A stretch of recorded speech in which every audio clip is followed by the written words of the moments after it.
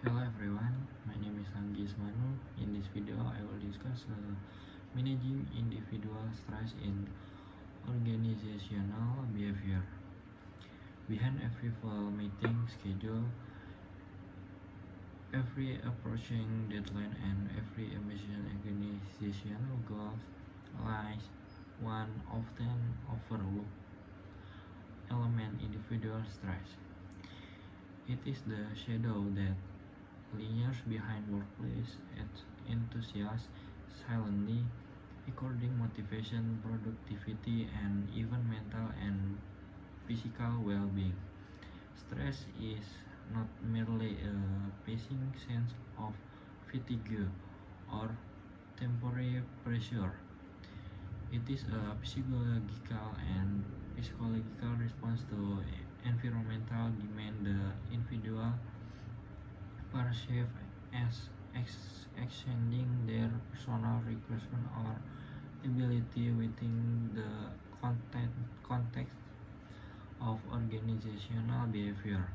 Stress become a serious challenge, one that impact not only individual but even through term teams, culture, and overall performance. Scholars in organization psychology have long sought to understand the root and mechanism of workplace stress. Kerosek demand control model, for example, assert that job stress peak when work demand are high, but individual control or autonomy is low. Picture someone overwhelmed with complex tasks but given no authority to make decisions. That is a perfect recipe for chronic stress. The person environment feel made of empathizing the mismatch between an individual and their environment as core source of stress. When personal value conflict with organizational culture or when skills do not match job requirements, sustained tension arise. Yet not all stress is detrimental. There is what called entrust positive stress that push individual to grow, to learn, and to perform at their best. Enters full energy, focus, and enthusiasm, so long as the challenge in perspective as manageable and meaningful. The problem arises when stress becomes distress, negative, prolonged, and exhausting in drain energy. This will concern weakness and the immune system and ultimately contributes to absence, his high turnover, and burnout. So, so how can organizational help individual manage stress effectively?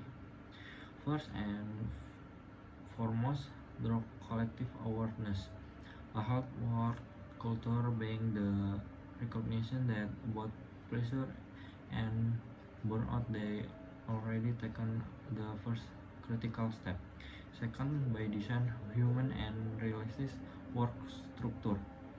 Organization must avoid overload over flexibility and ensure that expectations are clear and achievable. Not all pressure can be removed, but most of it will be managed. Third, by nurturing social support with the workplace, a sense of belong and emotional connection with colleagues and buffer the negative effect of stress. Emotional leadership, caring team, and open communication for a strong emotional safety net. Fourth, organization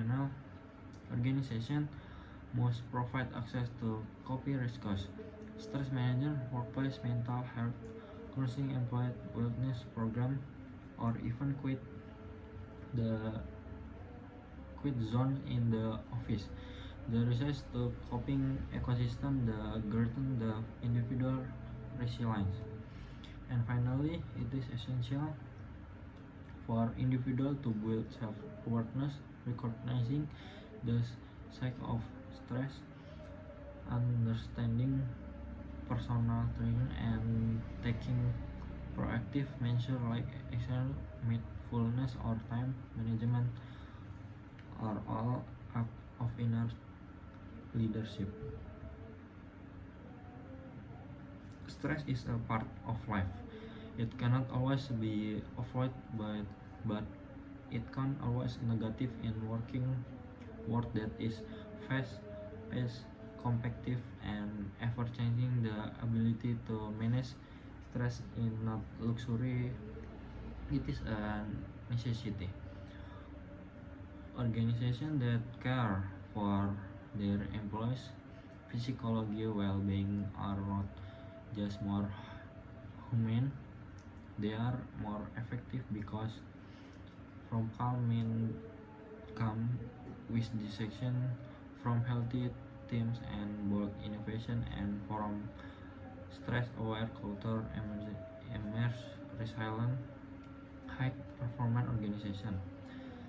So, when we talk about productivity, let us not only speak of target and outcome. Let us also speak of balance and sustainability, because a great organization is not the simple demand more. It is one that supports more deeply. Managing individual stress is not about surviving, it is about thriving, and when individual thrive, organization flourish. Thank you.